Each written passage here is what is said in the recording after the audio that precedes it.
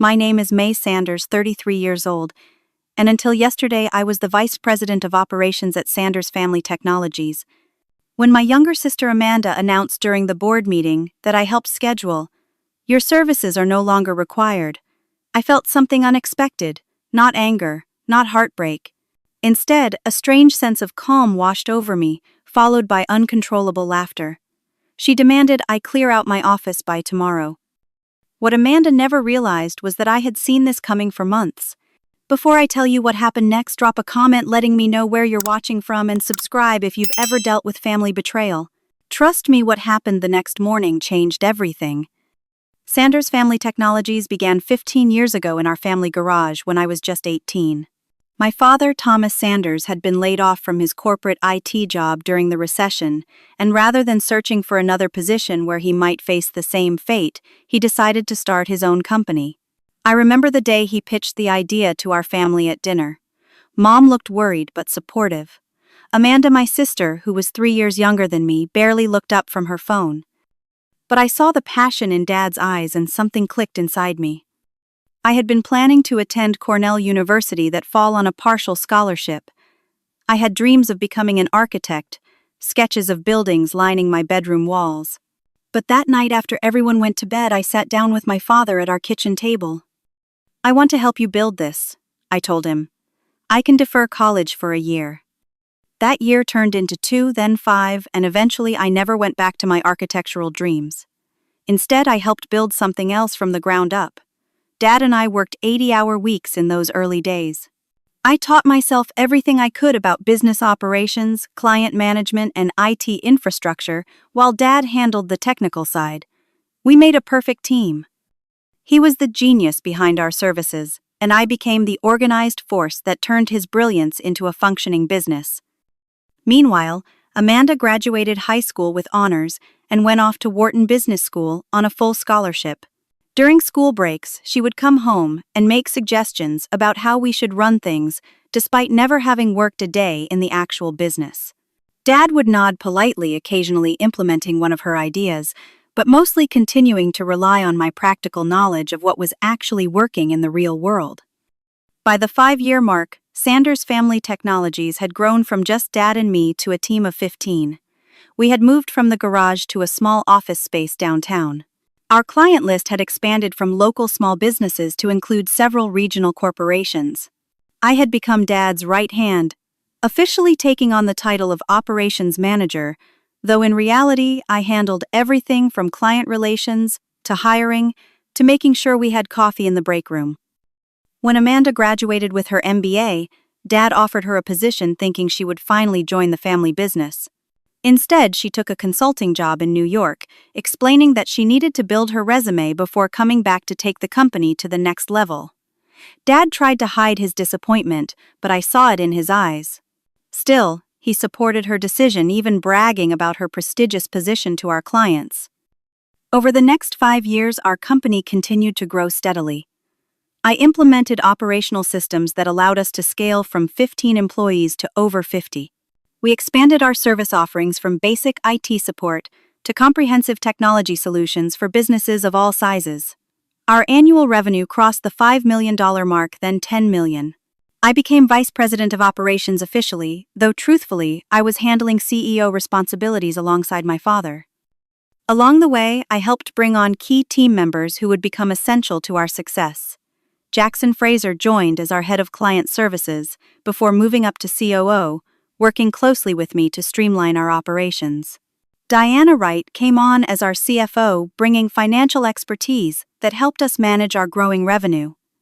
Harold Monroe, an old colleague of my father's, joined our board of advisors, bringing decades of industry experience. They all became like family to me. We celebrated birthdays together, supported each other through personal crises, and cheered each other's successes. The company culture I built was one of loyalty, hard work, and mutual respect. Everyone knew they could count on me just as I counted on them. Then last year, the unthinkable happened. Dad collapsed during a client meeting. Heart attack. I was the one who rode in the ambulance with him, who sat by his hospital bed for 3 days straight, who ran the company from my laptop in the cardiac care unit so he wouldn't worry about the business while he recovered. Amanda flew in from New York, stayed for the weekend, then returned to her consulting job, promising to check in regularly. Dad's recovery was slow but steady. The doctors said he needed to reduce his stress, that he couldn't continue working the same hours he had been. I assured him that I had everything under control, that he could step back and focus on his health. For 6 months, I essentially ran the company, while he recovered, only bringing the most critical decisions to him for final approval. When he was finally cleared to return to work part-time, I expected things to return to our previous arrangement. Instead, he called a family meeting including Amanda, who flew in specially for the occasion. That was when he dropped the bomb that would change everything. "I've decided it's time for me to retire completely," he announced. "And after careful consideration, I've decided that Amanda will take over as CEO." The room went silent. I felt like someone had punched me in the stomach. Amanda looked surprised for a split second before a smile spread across her face. My mother glanced nervously between us. "But Dad," I finally managed to say, "Amanda hasn't been involved in the day-to-day operations. I have been running things while you recovered." "Exactly," he replied gently. "You're excellent at operations, Mae. The best. But Amanda has the formal business education and outside experience that will take the company to the next level. Plus, this way, both my daughters will have important roles in the family legacy." I swallowed hard and forced a smile. "Of course, Dad. Whatever you think is best." Later that night, when everyone else was asleep, I cried for the first time in years, not just for the position I had lost, but for the recognition I had never received. 15 years of my life poured into building something that would now be handed to someone who had contributed almost nothing. But I dried my tears quickly. Family harmony had always been important to me, and I would support my sister even if she hadn't earned the position I had worked my entire adult life for. Little did I know that harmony was the furthest thing from Amanda's mind. The official announcement of Amanda's appointment as CEO was made at a company-wide meeting 2 weeks later. Dad stood at the front of our largest conference room looking both proud and a bit frail as he introduced his youngest daughter as the new leader of Sanders Family Technologies. I stood to the side, clapping and smiling the supportive sister and dedicated VP of Operations, while inside, I was still processing the shock. Amanda gave a polished speech about vision and growth, about taking the company to the next level and leveraging our existing strengths while expanding into new markets. It was filled with business school jargon that sounded impressive but said very little about concrete plans. Still, the employees applauded, looking cautiously optimistic about our new leadership. After the meeting, I approached Amanda with a binder I had prepared. "I've put together a comprehensive overview of our current operations, client relationships, and team dynamics," I explained. "And I've scheduled a series of orientation meetings over the next 2 weeks to get you up to speed on everything." Amanda took the binder with a tight smile. "Thanks, but I think I'll take a different approach. Fresh eyes and all that." "Of course," I replied. "But 15 years of institutional knowledge might be helpful as you find your footing." "I'll reach out if I have questions," she said dismissively, already turning to speak with Diana, our CFO. That was the first red flag. The orientation meetings I had meticulously planned were either canceled or rescheduled until they fell off the calendar entirely. Instead of learning how the company actually operated, Amanda spent her first 2 weeks redecorating the CEO office that had once belonged to our father, replacing his practical worn furniture with sleek modern pieces that cost more than our common's first year's revenue. Then came the consultant. One Monday morning, a man named Ethan Reynolds appeared in our offices. Tall, with slicked back hair and a suit that cost more than most of our employees made in a month, he was introduced as a strategic advisor to the new CEO. "Ethan will be conducting a comprehensive review of our operations," Amanda announced in a company-wide email. "Please provide him with any information he requests." The first place Ethan headed was my office. "I'll need access to all client contracts, operational procedures, and employee performance records," he stated, without preamble. Those files contain sensitive information, I pointed out. May I ask what specifically you're looking for? I'm happy to help you find relevant data for your analysis. Amanda wants a complete picture, he replied smoothly. Hiding something? Not at all, I said, keeping my tone professional. But context matters when reviewing this information. Perhaps we could go through it together. Just the files, please, he insisted, by end of day. I provided what was legally required, but the entire interaction left me uneasy. Over the next few weeks, I noticed Ethan shadowing me in meetings, taking notes on my client interactions, and questioning my team about processes I had implemented. Meanwhile, Amanda began excluding me from meetings I had previously led. Long-standing client relationships I had personally nurtured for years were suddenly taken over by Amanda herself or assigned to other team members. When quarterly planning came around, my input was barely solicited, despite the fact that I had driven this process for over a decade. More concerning were the whispered conversations between Amanda and Diana that would abruptly stop when I entered a room. I caught phrases like restructuring opportunity and redundant positions before they noticed my presence, and quickly changed the subject. 3 weeks into Amanda's tenure, I decided to address my concerns directly. I knocked on her office door one evening after most employees had left. "Do you have a minute to talk?" I asked. Amanda glanced at her watch. "A short one. I have dinner plans." I sat across from her, taking in how much the office had changed. Where Dad had family photos, including several of me and him at company milestones, Amanda had abstract art. Where he had kept a worn couch for comfortable conversations with employees, she had a stylish but uninviting chair that positioned visitors lower than her executive desk. "I'm concerned about the direction things are going," I began carefully. "I feel like I'm being sidelined from decisions and client relationships I've managed for years." Amanda's expression remained neutral. "The company is evolving, Mae. Change is always uncomfortable." "This isn't about comfort," I explained. "It's about utilizing institutional knowledge and maintaining client relationships that are built on trust. Some of these clients have worked directly with me for over a decade." "And perhaps that's part of the problem," she replied. "We've become too dependent on individual relationships rather than building a robust, scalable business model." "Our client retention rate is 98%, I pointed out. "That suggests our approach is working." "For a small regional player, yes," Amanda countered. "But if we want to compete at a higher level, we need to professionalize our approach." I took a deep breath. "Amanda, I'm not opposed to growth or change. I just think we should be careful not to discard what's working in pursuit of some theoretical ideal." "Your concerns are noted," she said in a tone that clearly indicated the conversation was over. "Trust me, I have the company's best interests at heart.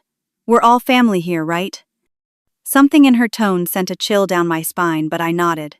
"Of course. Family first." As I left her office, I spotted Ethan waiting in the hallway, ready to enter as soon as I exited. The look they exchanged confirmed my growing suspicion that whatever was happening, it wasn't just business as usual. The final warning sign came when I received a calendar invitation for a board meeting scheduled for the following week. As a board member myself, I was always involved in setting these meetings, but this one had been scheduled without my input. The agenda was vague: strategic restructuring and leadership alignment. I immediately called Jackson, our COO, who was also on the board. "Did you know about this meeting?" I asked. "Just got the invite myself," he replied, sounding equally confused. "Any idea what leadership alignment means?"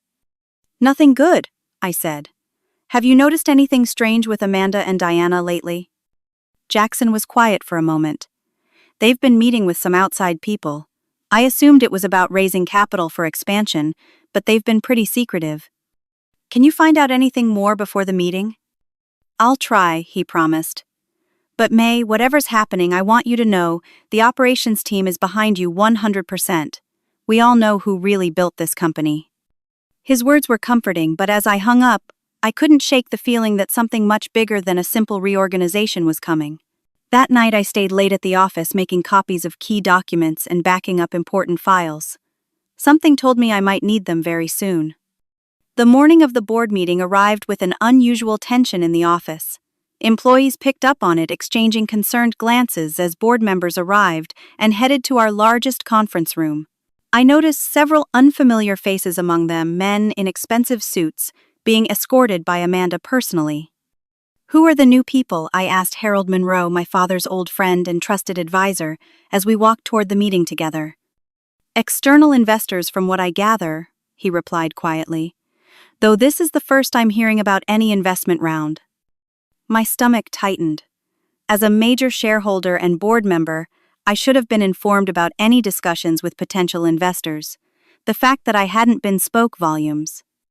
As we entered the boardroom, I immediately noticed the seating arrangement. Amanda sat at the head of the table in the position our father had always occupied.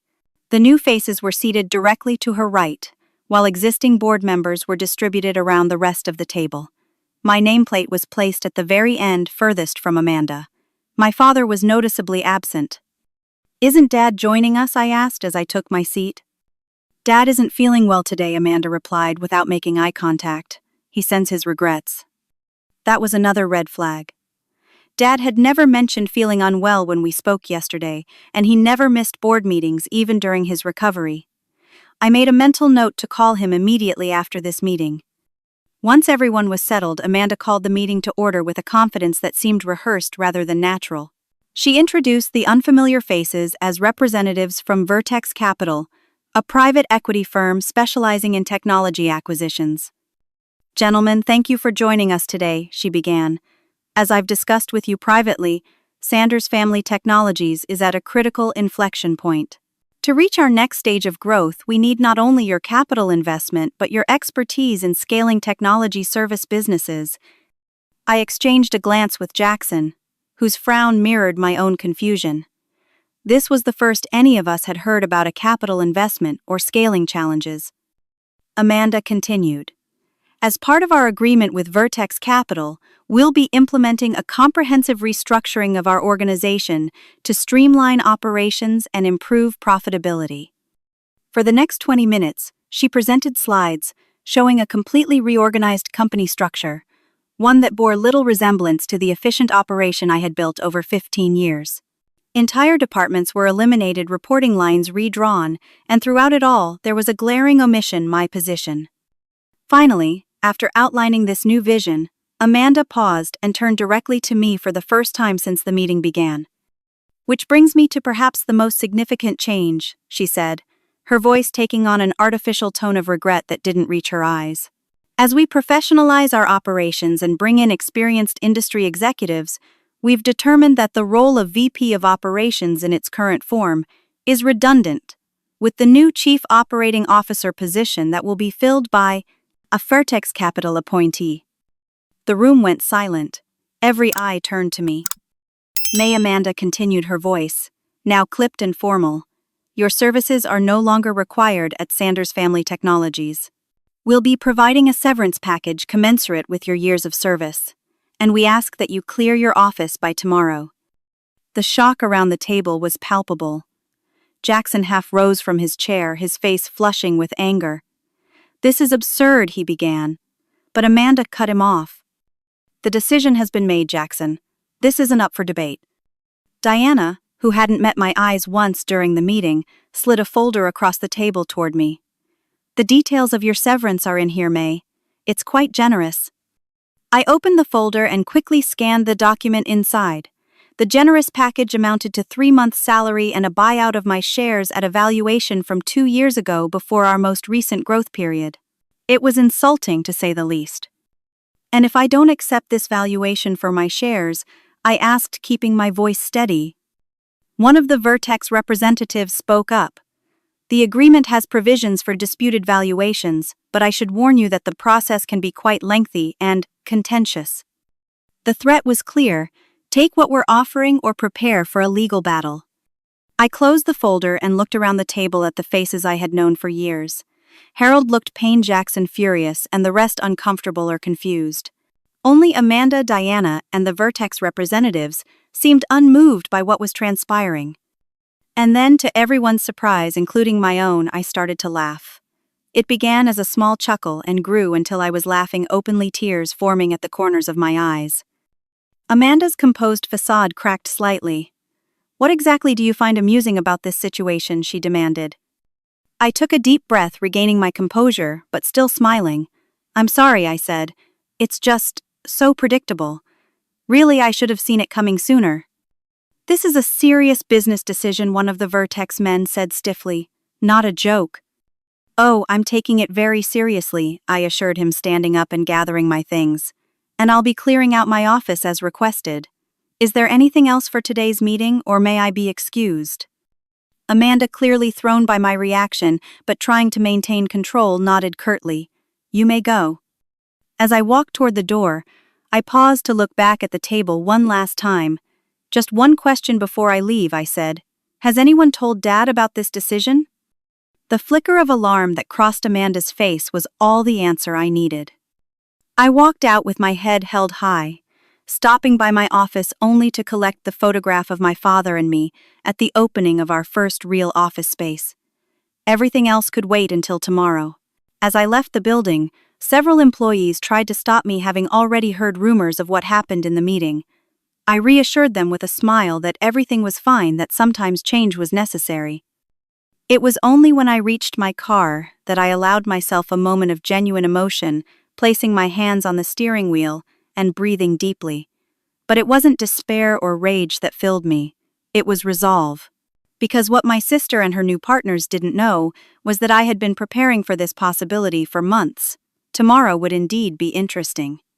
As I drove home from the office, my mind was racing, not with shock or despair, but with the final details of the plan I had been quietly putting together for the past 6 months.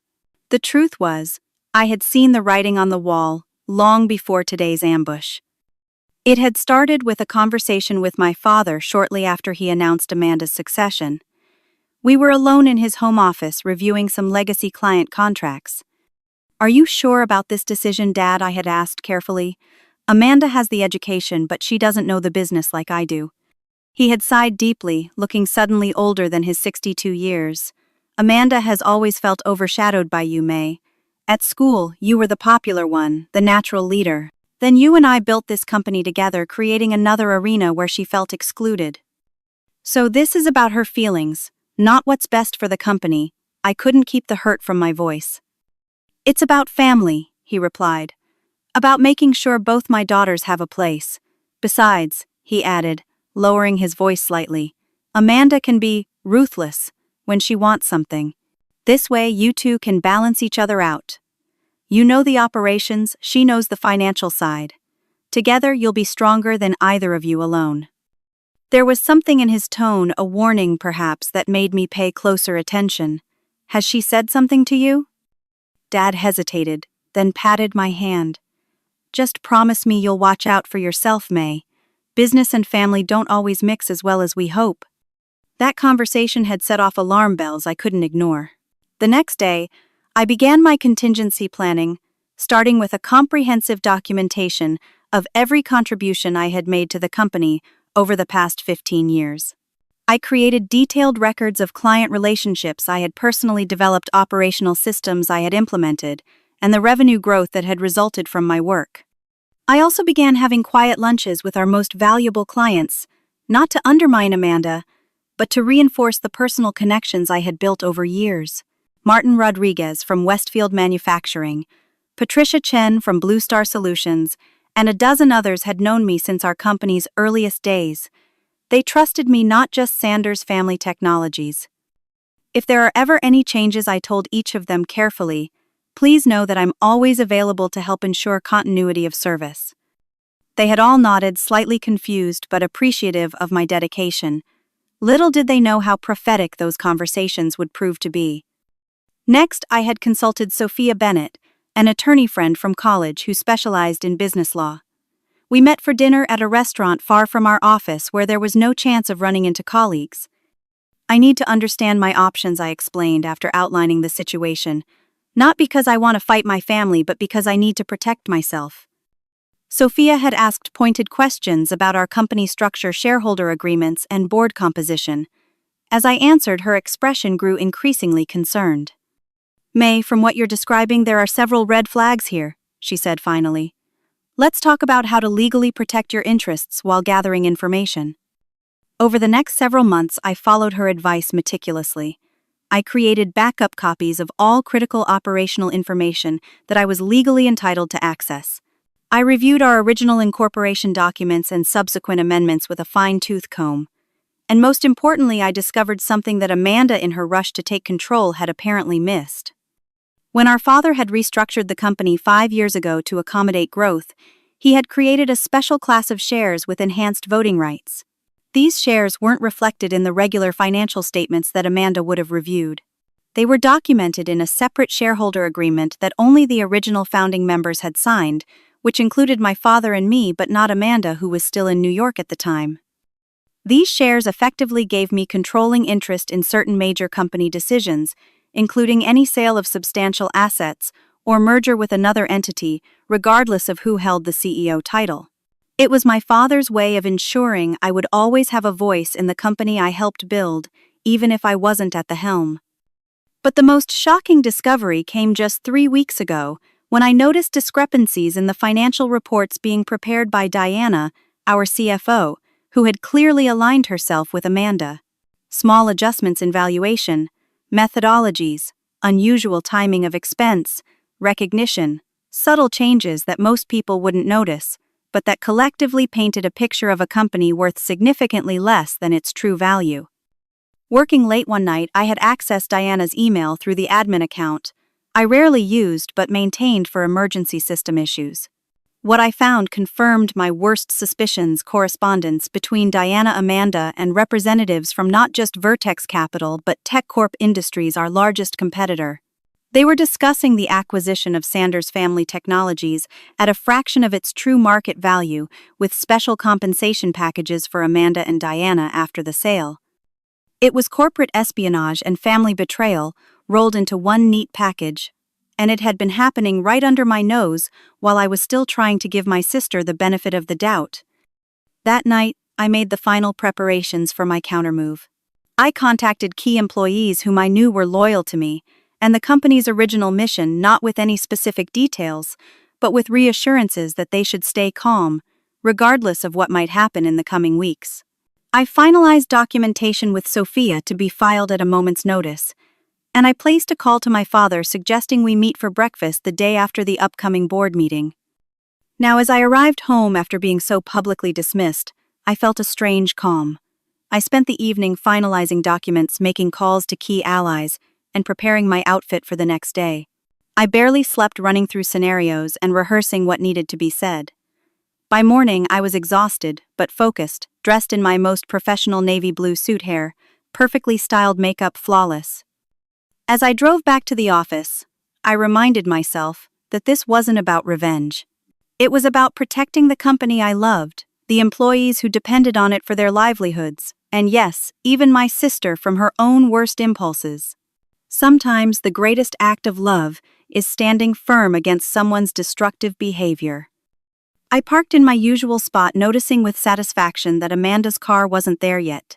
She had always been one to arrive fashionably late, a habit that had irritated our punctual father to no end. Today, her tardiness would work to my advantage. Taking a deep breath, I gathered my portfolio of documents, squared my shoulders, and walked toward the building for what promised to be, as the saying goes, a very interesting morning. I arrived at the office at 7:15, nearly 2 hours before Amanda typically made her entrance. The security guard Bill looked up in surprise as I badged in. "Miss Sanders," he said, confusion evident in his voice. "I was told you wouldn't be coming in today."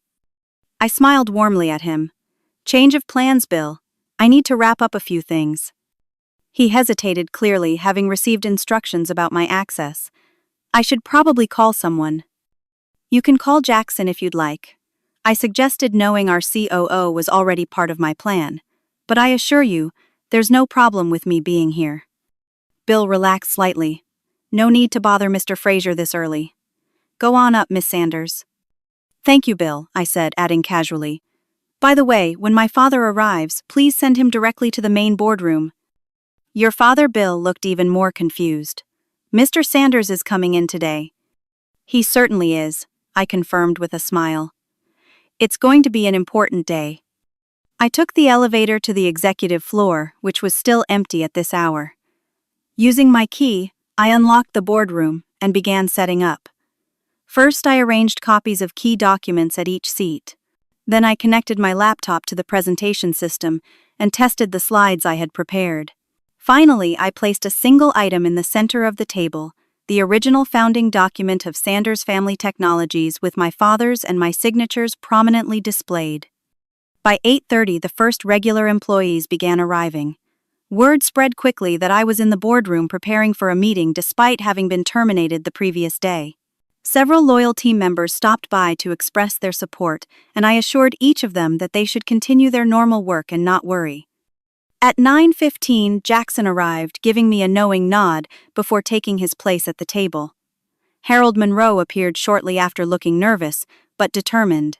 Other board members trickled in their expressions, ranging from confusion to curiosity. At 9:25, my phone buzzed with a text from the security desk. "Your father has arrived." Perfect timing. At 9:30 sharp, as I was calmly reviewing my notes, the boardroom door burst open. Amanda stormed in, her face already flushed with anger, Diana close behind her. Both women froze momentarily at the sight of me sitting calmly at the head of the table in the chair Amanda had claimed for herself just yesterday. "What is the meaning of this?" Amanda demanded, her voice shrill. "You were terminated yesterday. You have no right to be here." "Good morning to you too, Amanda," I replied pleasantly. "Please take a seat. We're about to begin a very important discussion about the future of Sanders Family Technologies." "There's nothing to discuss," she snapped. "Security will escort you out." "I don't think that will be happening," a familiar voice said from the doorway. Every head turned to see our father, Thomas Sanders, standing there looking healthier and more authoritative than he had in months. Behind him were two men in suits whom I recognized as attorneys from our corporate counsel. "Dad." Amanda's voice suddenly lost its edge, becoming small and uncertain. "What are you doing here? You're supposed to be resting." "I've rested enough," he said, firmly walking to the table and taking a seat beside me. "Especially while my company is being sold out from under my family." The Vertex Capital representatives chose that moment to arrive, stopping abruptly when they saw the unexpected gathering. "What's going on here?" one of them asked. "We had a follow-up scheduled with Amanda and Diana." "Plans have changed," I stated, standing up to address the room. "Please everyone take a seat. This won't take long." Once everyone was seated, including a visibly shaken Amanda, I began. "Yesterday I was informed that my services were no longer required at the company I helped build from nothing. I was offered a severance package that significantly undervalued my contributions and ownership stake. I was told essentially that 15 years of my life meant nothing." I paused, making eye contact with each person around the table. But what Amanda failed to consider in her rush to push me out was the actual legal structure of Sanders Family Technologies. I held up the founding document. Under the terms of our shareholder agreement, specifically, the Class B shares created 5 years ago during restructuring, I actually control 51% of voting rights on major company decisions, including any sale of assets or merger. The Vertex representatives exchanged alarmed glances while Amanda's face drained of color.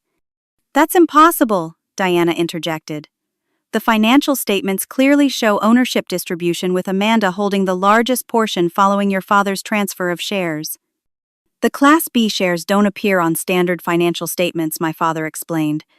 "They were created specifically to protect the company from hostile takeovers or hasty decisions by future leadership. Mae and I are the only Class B shareholders." I clicked to my first slide, showing documentation of the share structure with relevant sections highlighted.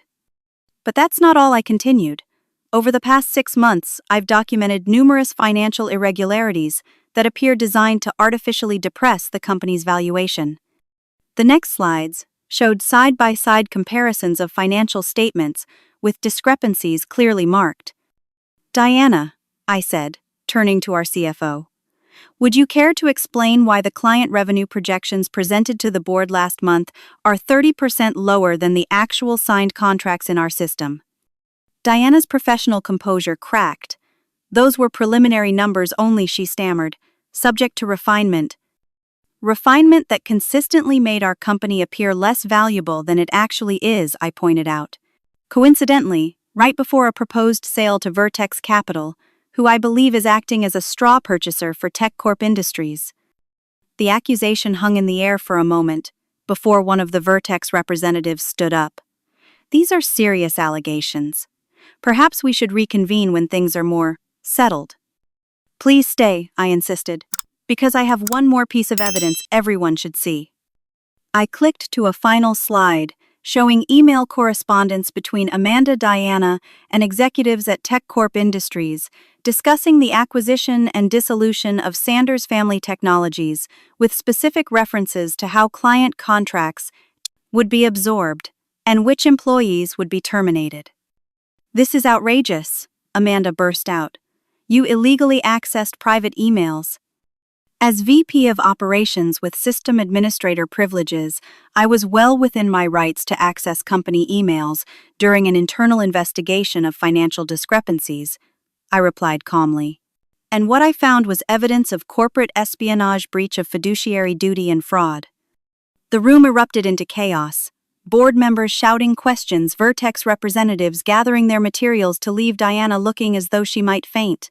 Through it all, Amanda stared at me with a mixture of rage and disbelief. My father stood up, his authoritative presence immediately quieting the room. As founder and still the largest individual shareholder of this company, I move for an immediate vote on the leadership of Sanders Family Technologies. Jackson seconded the motion instantly. All those in favor of removing Amanda Sanders from the position of CEO for breach of fiduciary duty, please raise your hand, my father said. Every hand went up, except for Amanda's, Diana's, and the Vertex representatives who abstained. And all in favor of appointing Mae Sanders as acting CEO until a permanent leadership structure can be determined.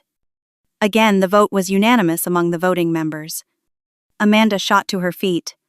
This is a coup. You can't do this. I'll fight this in court. You're welcome to try, Sophia Bennett said, stepping forward from where she had been observing quietly in the corner. But given the evidence of your attempt to sell company assets without proper disclosure and approval, I wouldn't recommend it. Diana stood up shakily. I resign effective immediately. Actually, I interjected. I'll need you to stay through the end of the month to help with the transition and explain certain financial decisions to our auditors. Unless you'd prefer we discuss these matters with the SEC directly? She sank back into her chair, defeated. The Vertex representatives made a hasty exit, muttering about consulting their legal department. Board members began talking amongst themselves, processing the morning's revelations. Through it all, Amanda remained standing, her world visibly crumbling around her. And in that moment, despite everything she had done, I felt a pang of sympathy for my younger sister, who had always felt she had something to prove. Which was why what I did next surprised everyone in the room, most of all Amanda. The boardroom had largely emptied, with shell-shocked directors filing out to process what they had witnessed. Only my father, Amanda Jackson, and I remained sitting in uncomfortable silence around the large table littered with the evidence of Amanda's betrayal. Why, I finally asked, breaking the tension, why go to these lengths to push me out? We're sisters, Amanda. We could have led this company together. Amanda's laugh was bitter and hollow. Together, it's always been the Mae and Dad show. Sanders Family Technologies, built by Thomas and his perfect daughter, while Amanda was away getting a useless education. That's not fair, my father interjected. Your education was never useless. We were proud of you. Proud, but not impressed, she shot back. Not like you were with Mae. Mae built our client management system from scratch. Mae landed the Westbrook account. Mae. Do you have any idea what it's like living in your shadow? This last question was directed at me, her eyes bright with unshed tears. I never saw it as a competition, I said quietly. Because you were winning without even trying. She slammed her hand on the table. I got the MBA, I worked for prestigious firms. I did everything right. But it never mattered, because you were always here, the loyal daughter, making me look like the outsider. I sat back, genuinely surprised by the depth of her resentment. So this whole plan, working with our biggest competitor to sell off the company, Was what revenge? Amanda's silence was answer enough. How did it even start? My father asked, his voice heavy with disappointment. She sighed, the fight seeming to drain out of her. At a conference last year, Richard Cooper from TechCorp approached me, knowing I was Thomas Sanders' daughter. He asked about succession plans, mentioned how difficult family businesses can be. One conversation led to another. And Diana, I prompted. She was easy to bring on board. She's always felt underpaid and underappreciated. Amanda shrugged. The plan made sense to me. TechCorp would acquire us at a premium to market value. I would get a significant payout, plus a senior position at their company, and I'd finally be judged on my own merits, not compared to you. A premium to market value, I repeated incredulously. Amanda, they were getting our company for nearly 40% below its actual worth, based on the manipulated financials you and Diana prepared. Her expression shifted, a flicker of doubt crossing her face. That's not possible. Richard showed me the comparable valuations. I slid several documents across the table to her. These are real valuations from 3 independent analysts based on our actual financials, not the ones you presented to the board. They were using you, Amanda. Once they had our client base and intellectual property, your promised executive position would have mysteriously failed to materialize. She scanned the documents, her face paling as the truth sank in. I didn't know.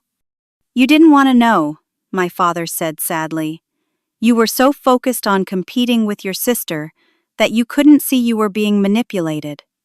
Amanda's composure finally broke. Tears spilled down her cheeks as 15 years of jealousy, resentment, and misplaced ambition caught up with her all at once. I've ruined everything, she whispered. Jackson, who had been silently observing, stood up. I should check on the team. They're probably wondering what's happening. He gave me a questioning look, and I nodded my approval. Once he had left, I took a deep breath and made a decision that surprised even me.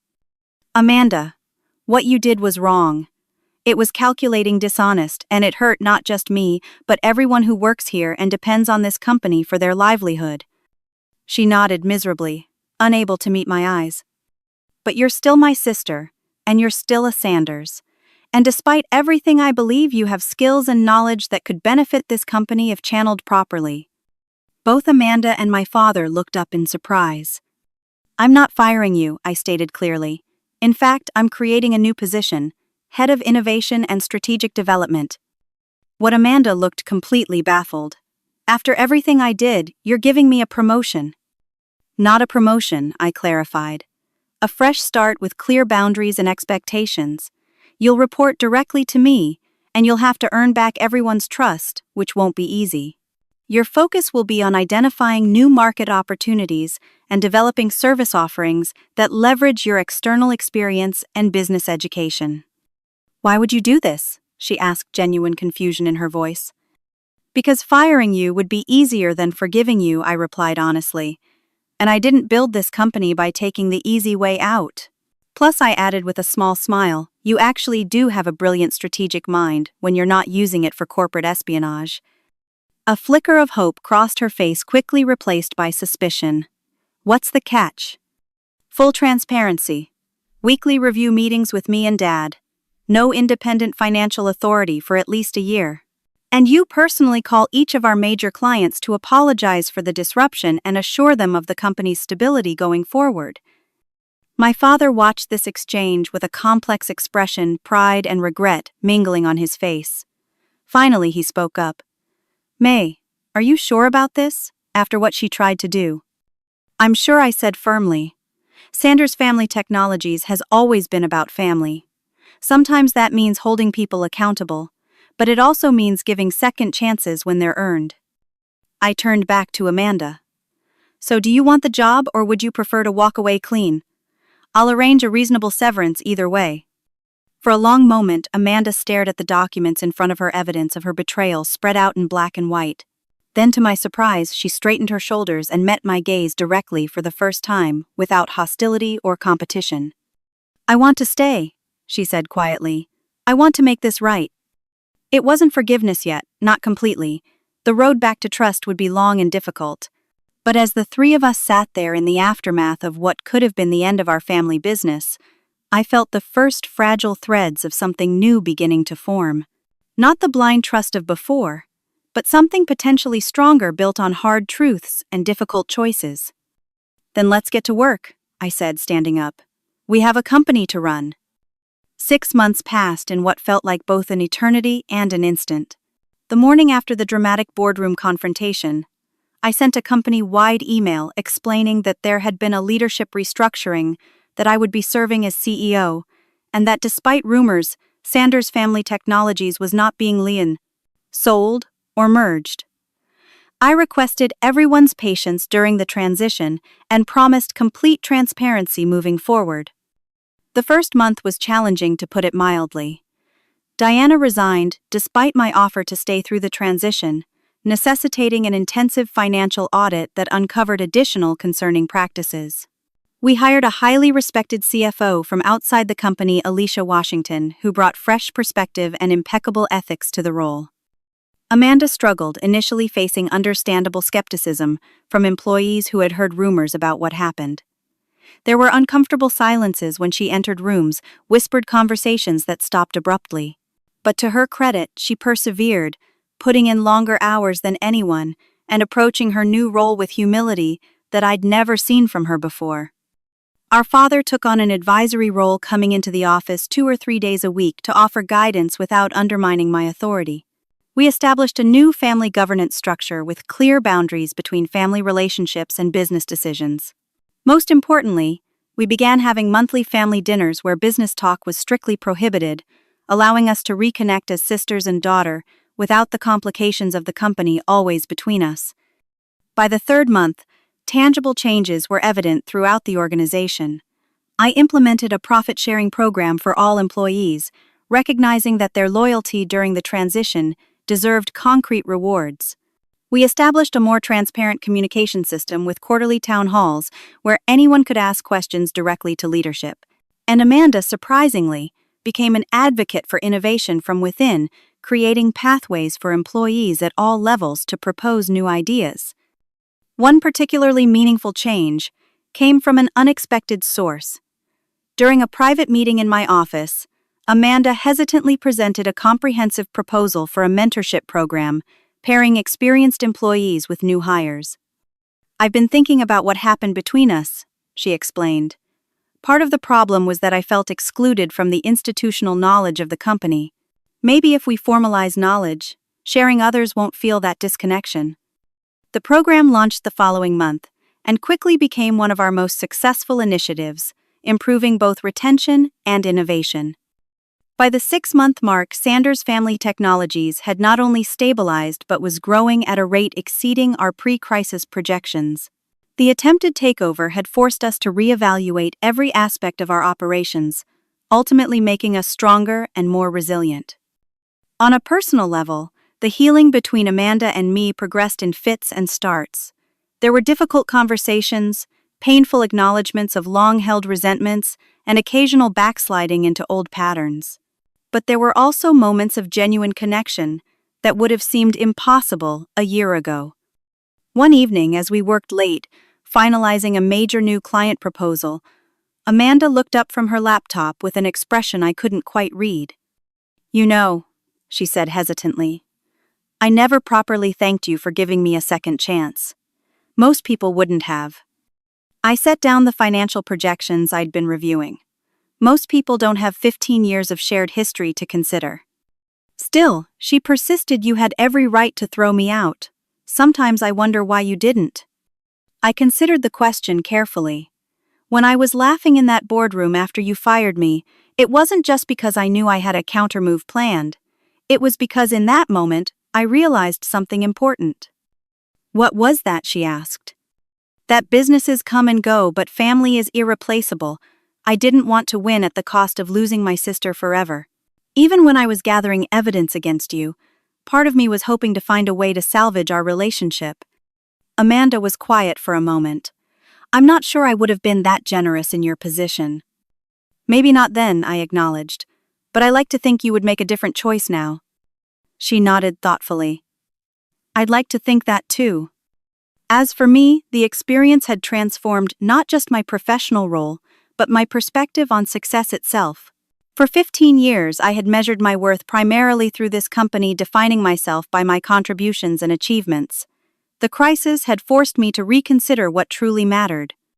Yes, I was now the CEO, the position I had earned through years of dedication.